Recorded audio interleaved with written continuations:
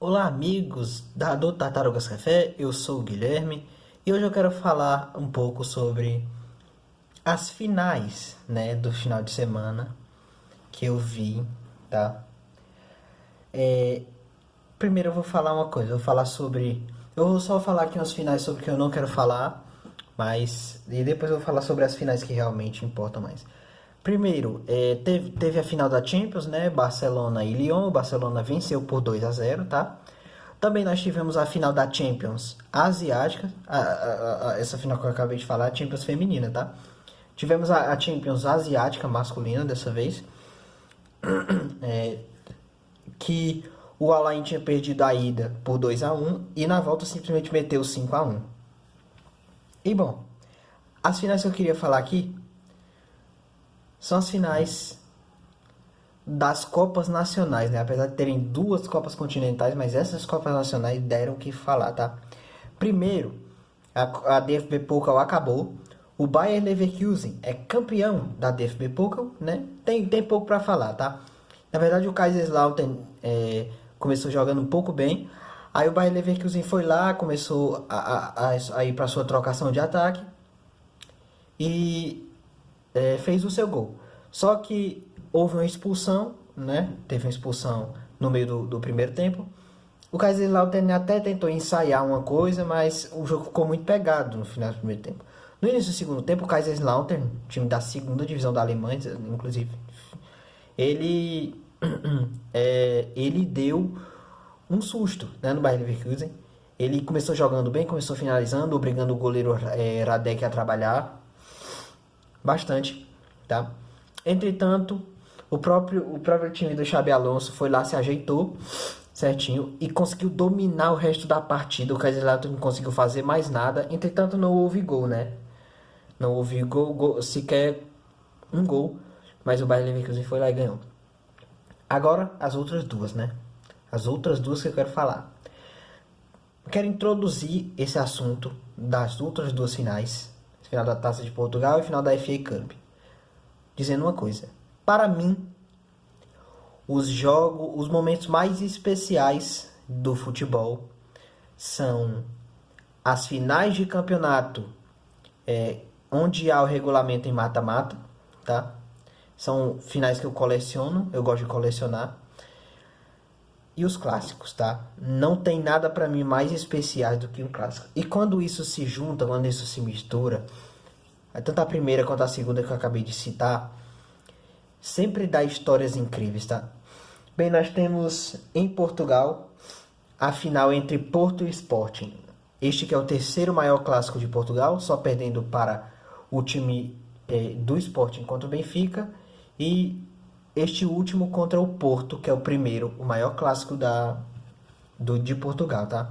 Entretanto, é um clássico muito bom, tá? O Sporting e o Porto já tinham jogado algumas vezes na temporada. E nesse ano, particularmente, eles fizeram seu clássico muito legal, bonzinho assim, apesar de que o jogo foi bem entediante. O Porto abriu 2-0 e o Sporting foi lá e empatou, tá? Isso foi o clássico pela Liga Nossa, Liga de Portugal, tá? O time lisboano foi campeão aí da Liga Portuguesa com 90 pontos, tá? Fez o mesmo título do Bayer Leverkusen, mesma campanha, entretanto eles perderam, né? Fez a mesma pontuação e são 34 jogos, são a mesma quantidade de jogos na Liga Portuguesa e na Liga Alemã, porque são 18 times, tá? A Liga Holandesa tem esse regulamento também, inclusive. E meus amigos, o Sporting, eu não vi o jogo, tá? Só esclarecendo, porque eu fui prestar concurso e na hora do concurso aconteceu o jogo, tá? Aconteceu aqui o jogo. Mas eu vi os melhores momentos depois, tá? Bem, e o Sporting ele saiu na frente com o St. Just, né? Mas para você ver como final é final e clássico é clássico, né? Esse tipo de jogo, ele pode transformar um vilão em herói e um herói em vilão, tá? O St. Just que abriu o placar, o zagueirão do Sporting abriu o placar. Entretanto, ele fez uma situação, ele fez uma falta, né, que poderia ter sido pênalti, mas o VAR viu que era fora da área e acabou sendo expulso lá já no primeiro tempo. O Sporting criou uma outra chance ali, tá? O Porto acabou empatando o jogo com o Evanilson, depois, antes do Santucci e expulso, inclusive, né? Com o erro do outro zagueiro que estava acompanhando ele. Erro grotesco, inclusive, o Evanilson foi lá e empatou. Aí houve a expulsão e tudo.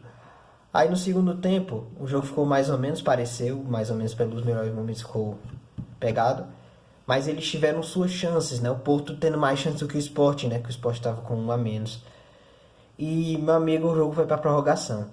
Aí, aos 96, o Taremi vem, não sei se é o Taremi, é o Evanilson, eu acho. Ele vem, se choca com o goleiro, né? Sofre o pênalti e o Mehdi Taremi vai lá, bate e faz o gol da vitória aí do Porto, tá? Uma coisa incrível, uma história muito legal. Gol na prorrogação, gol e vitória de virada do Porto. Isso é um causa clássico. Entretanto, não terminei ainda, porque nós tivemos FA Cup, tá? E esse caso aqui, meu amigo, ele é muito mais sério, tá? Porque final Manchester City e Manchester United, tá? Aconteceu na temporada passada, o Manchester City tinha vencido, tá? Manchester City, na temporada passada, inclusive, ganhou a tríplice coroa, né? E duas vezes seguidas, os mesmos times disputando, no caso Manchester City e Manchester United disputaram a mesma final duas vezes seguidas. É a segunda vez que isso acontece na Inglaterra, porque lá em 1800 e tanto, 85, 86, 84, 85, aconteceu entre o Blackburn e o Queen's Park Rangers. Eu não vou me recordar aqui quem ganhou, tá? Mas nessa final, meu amigo, foi incrível, tá? Manchester City vinha como tetracampeão seguido da Premier League, eliminado da Champions, é verdade, empatando, tá? E, cara, muito difícil prever um futebol inglês, tá? Porque o Manchester City ainda assim era franco favorito, tetracampeão inglês. Manchester United fez a pior temporada assim, dessa década, tá? Fez a pior temporada dessa década. Dessa década e da outra, na verdade. Desses últimos 10, 11 anos. Fez uma temporada ridícula. E se duvidar mais, tá? Oitavo lugar na Premier League. Crise total, né? Entretanto, quando chegou nos clássicos, as coisas mudam, né? Os clássicos mudam as coisas. Manchester United já tinha eliminado o Liverpool nas quartas de final e foi o melhor jogo do ano. 4 para o Manchester United, 3 para o Liverpool no Old Trafford com prorrogação e tudo, tá? Foi um dos melhores, foi o melhor jogo que eu vi no ano e o melhor jogo que eu vi da história de Manchester United e Liverpool. Isso só mostra como um clássico é transformador, tá? Depois disso aí o Liverpool acabou tendo sequências horríveis, inclusive empatando com o próprio Manchester United de novo na Premier League e não conseguindo ganhar o título, tá? O clássico faz diferença no psicológico dos jogadores e da torcida, do time no geral. No primeiro tempo, o Manchester City estava tentando atacar, mas o Manchester United estava muito concentrado, a marcação muito boa. O City não teve muito perigo, tá? Bem, eu só comecei a acompanhar o jogo a partir dos 6 minutos do primeiro tempo, porque eu estava em outras ocupações e não vi quando o Haaland sofreu o pênalti que era para ter sofrido, que era para ter realmente sido marcado. É o que dizem, né? Eu não consegui ver qual era esse lance, tá? Mas foi isso o primeiro tempo todinho. O City tentando martelar. Aí o Manchester United saía no contra-ataque e desmontava o City. Só que o City já estava com a bola controlada, né?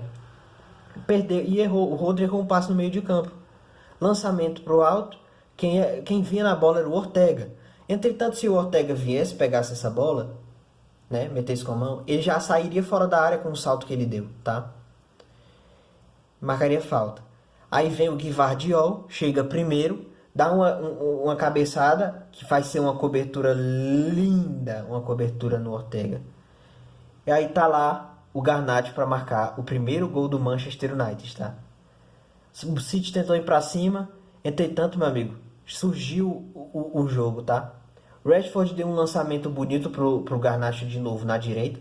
O próprio devolveu no meio, só que dessa vez com o Bruno Fernandes, que olhou e viu o Maino dentro da área, e o próprio foi lá, este último foi lá e marcou, tá? Marcou 2-0 para o Manchester United. O City mesmo assim tentou, apenas tocando a bola sem objetivo nenhum, porque o Manchester United estava marcando muito bem, tá? Aí no segundo tempo o City tentou a mesma coisa, nada, o Manchester United saindo no contra-ataque. Teve hora que o Manchester United mal conseguiu pegar na bola.